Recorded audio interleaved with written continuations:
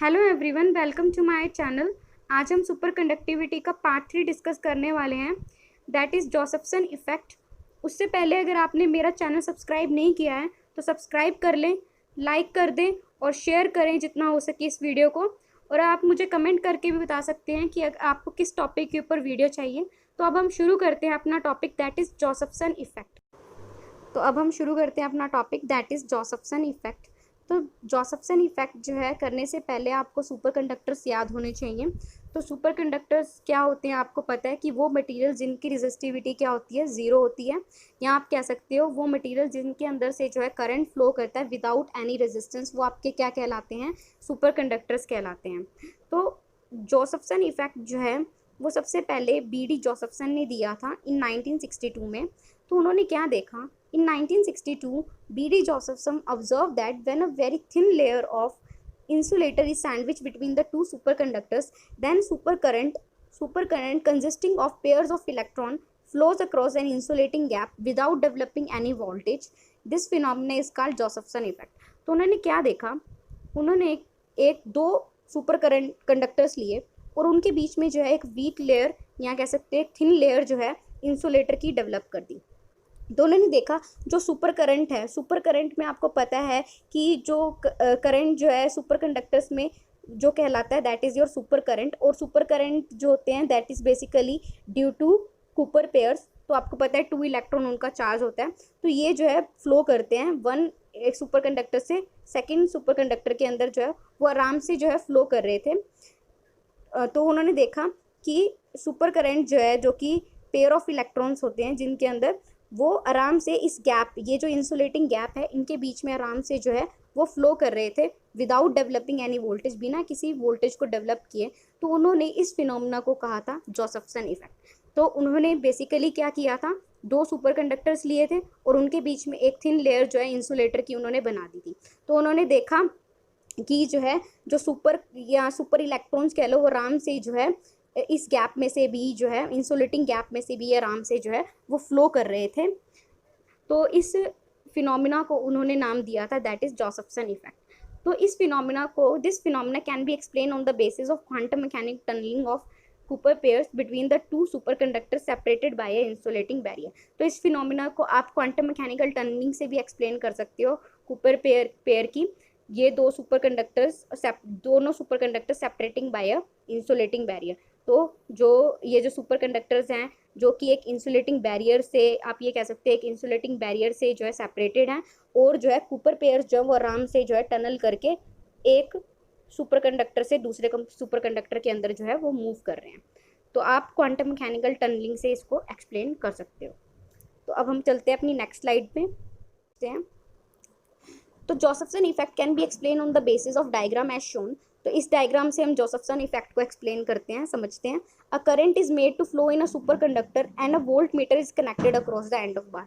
अब हमने क्या किया, एक सुपर कंडक्टर लिया और उसके अक्रॉस हमने एक वोल्टेज को कनेक्ट कर दिया और यहाँ से हम आराम से जो है करंट जो है वो सुपर कंडक्टर के अंदर जो है वो जा रहे हैं।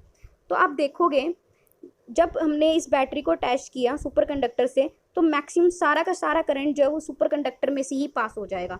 तो the voltage indicates a drop in voltage as zero across the superconductor. तो आपको एकदम नजर आएगा कि यहाँ की जो वोल्टेज थी वो सडनली क्या हो जाएगी, जीरो हो जाएगी। क्योंकि आपको पता है जब मैक्सिमम करंट इसमें से पास करेगा, सारा ही करंट जो है सुपर कंडक्टर में से पास करेगा, तो जो वोल्टेज होती है V is equal to I R. तो आपको पता है यहाँ से जब कोई करंट इसमें से पास ही नहीं करेगा तो वोल्टेज सडनली क्या हो जाएगी आपकी, क्या हो जाएगी, जीरो हो जाएगी। तो वही लिखा हुआ है कि ये जो वोल्टेज है वो सडनली जीरो हो जाएगी अक्रॉस द सुपर कंडक्टर। अब हमने नेक्स्ट थिंग क्या की, अब हम सेकेंड डायग्राम समझेंगे। तो सेकेंड डायग्राम में हमने क्या किया, अब हमने दो सुपर कंडक्टर्स लिए हुए हैं जैसे कि आप देख रहे हो। तो हमने क्या किया, इसी सुपर कंडक्टर को हमने दो पार्ट्स में जो है कट कर लिया। तो हमने ये जो है इसी सुपर कंडक्टर को दो पार्ट्स में कट किया।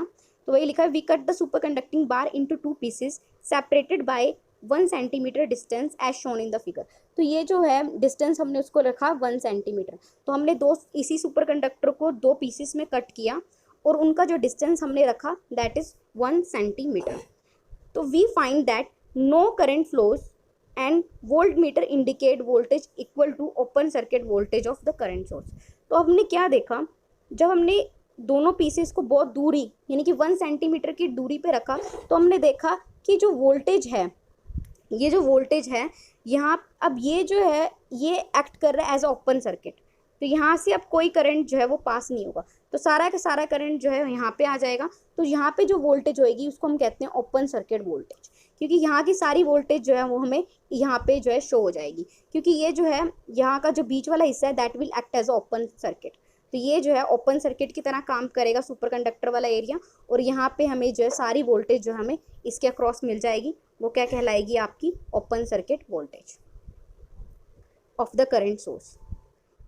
तो now if we reduce the separation between the two pieces to 1 nanometer, the current suddenly shows 0 voltage, indicating that the current flows across the gap in a superconducting way, and this phenomena this is known as DC Josephson effect।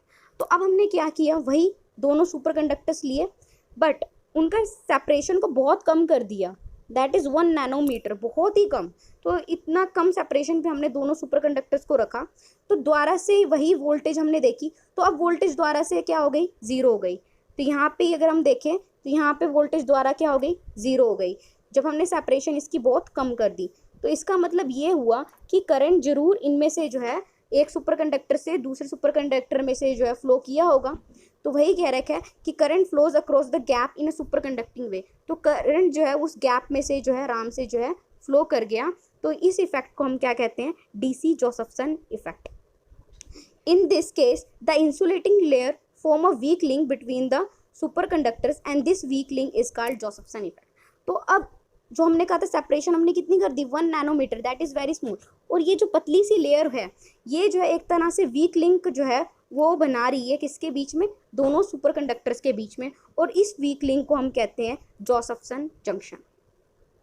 Another effect is observed if voltmeter indicates the voltage but at the same time a very high frequency EM radiation emanates from the gap indicating the presence of very high frequency AC in the gap. This phenomena is called AC Josephson effect। तो एक और effect हम observe कर सकते हैं, आपको पता है वोल्ट मीटर क्या इंडिकेट करता है, वोल्टेज इंडिकेट करता है। अब क्या हुआ कि इस गैप के अंदर से ना EM रेडिएशन जो है वो निकली, तो इस गैप के बीच में जो है गैप्स के बीच में हमारे पास क्या निकली, EM रेडिएशंस निकली। तो जब EM रेडिएशंस निकली तो वो क्या इंडिकेट कर रही है कि कुछ ना कुछ AC सोर्स जो है यानी कि हाई फ्रिक्वेंसी जो है AC जो है इस गैप के अंदर एग्जिस्ट करता है। तो इस फिनोमिना को हम क्या कहते हैं, AC जोसेफसन इफेक्ट। तो अब यहाँ पे हम क्या करेंगे, वोल्ट मीटर हमें इंडिकेट कर रहा है वोल्टेज, उसी सेम टाइम पे हम क्या देख रहे हैं कि कुछ इस गैप में से जो है EM रेडिएशंस निकल रही हैं जो कि क्या इंडिकेट कर रही हैं कि हाई फ्रिक्वेंसी AC है इस गैप के अंदर। तो ये जो फिनोमिना है वो आपका क्या कहलाएगा, AC जोसेफसन इफेक्ट। देखो DC के अंदर हमें वोल्टेज की जरूरत नहीं थी, बिना किसी वोल्टेज के अपने आप ही जो है करंट जो है वो एक सुपर कंडक्टर से दूसरे में जा रहा था, पर यहाँ पे हमें एक्सटर्नल सोर्स की जरूरत पड़ती है, तो AC जोसेफसन इफेक्ट के अंदर।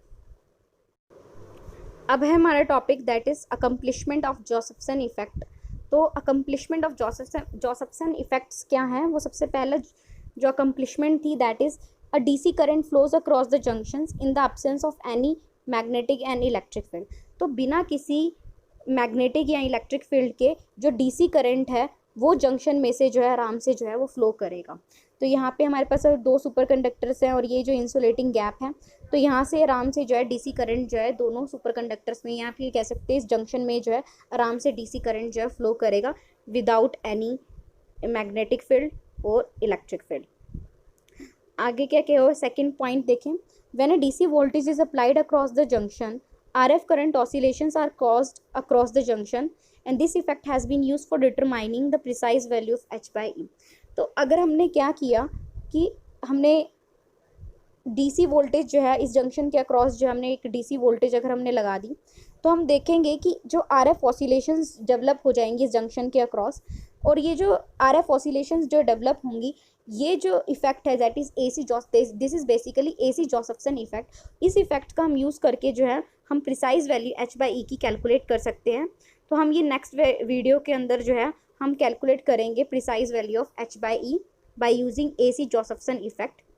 तो उसके बाद फर्दर इन्होंने लिखा है further an R F voltage is applied with the DC voltage that can cause a flow of DC current across the junction.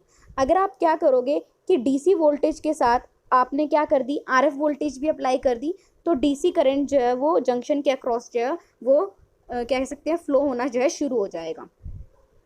Third point देखिए, when a DC magnetic field is applied through super conducting circuit containing two junctions.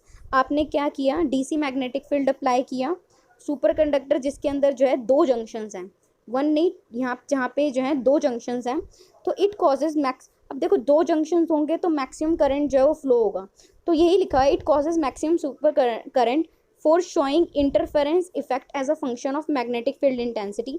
तो यहाँ पे जो है maximum super current develop होगा, वो जो है ये बताएगा कि ये शो करेगा कि इंटरफेरेंस इफेक्ट जो है वो फंक्शन होगा आपका किसका, मैग्नेटिक फील्ड इंटेंसिटी का। और ये जो इफेक्ट है is used can be use in sensitive magnetometers. तो ये जो इफेक्ट है वो हम सेंसिटिव मैग्नेटोमीटर्स के अंदर जो है वो यूज़ करते हैं। तो this is all about your Josephson effect. तो एसी और डीसी के लिए थोड़ा सा और पॉइंट है वो हम नेक्स्ट वीडियो के अंदर जो है डिस्कस करेंगे। तो अभी के लिए thank you for watching my video. Please like, subscribe and share my channel for more videos. Thank you.